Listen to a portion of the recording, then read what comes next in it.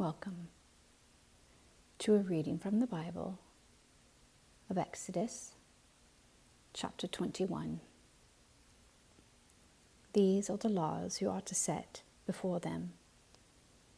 If you buy a Hebrew servant, he is to serve you for 6 years.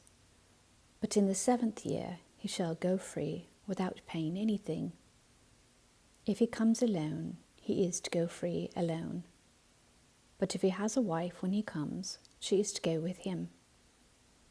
If his master gives him a wife, and she bears him sons or daughters, the woman and her children shall belong to her master, and only the man shall go free.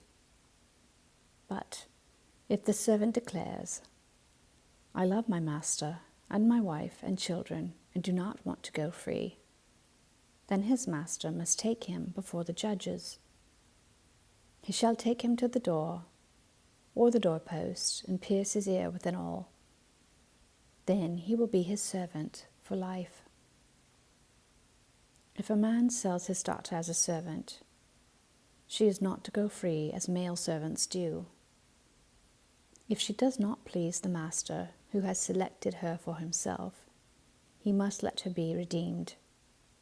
He has no right to sell her to foreigners, because he has broken faith with her. If he selects her for his son, he must grant her the rights of a daughter. If he marries another woman, he must not deprive the first one of her food, clothing, and marital rights. If he does not provide her with these 3 things, she is to go free without any payment of money. Anyone who strikes a person with a fatal blow is to be put to death. However, if it is not done intentionally, but God lets it happen, they are to flee to a place I will designate.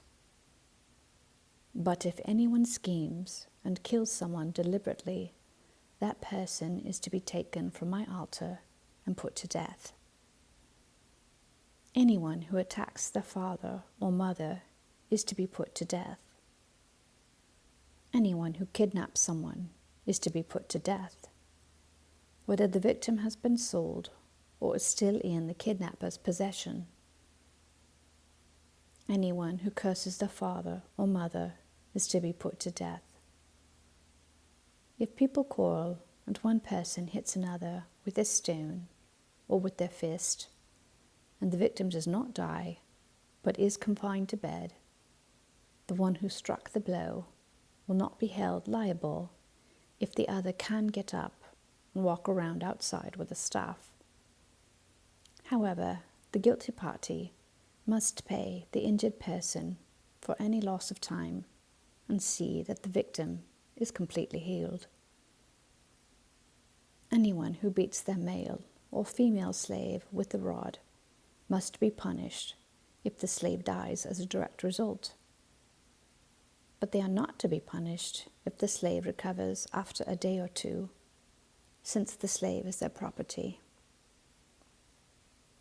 If people are fighting and hit a pregnant woman, and she gives birth prematurely, but there is no serious injury, the offender must be fined whatever the woman's husband demands and the court allows.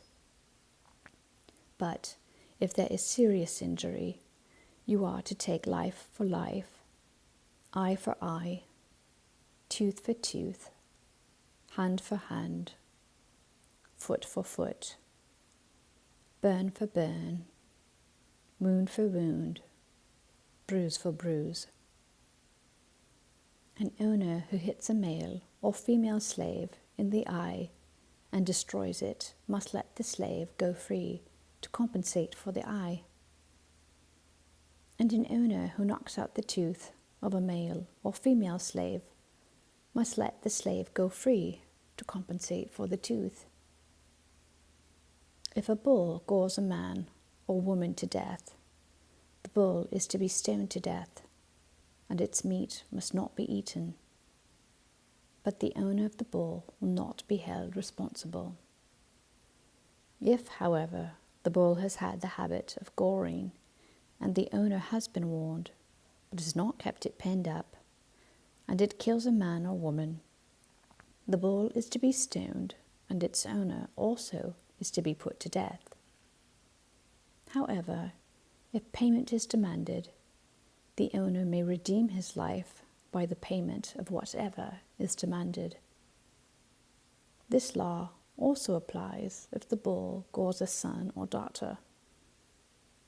If the bull gores a male or female slave, the owner must pay 30 shekels of silver to the master of the slave, and the bull is to be stoned to death.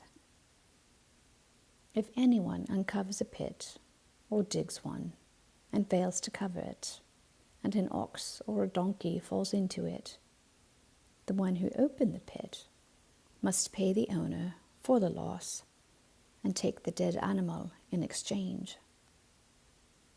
If anyone's bull injures someone else's bull and it dies, the two parties are to sell the live one and divide both the money and the dead animal equally.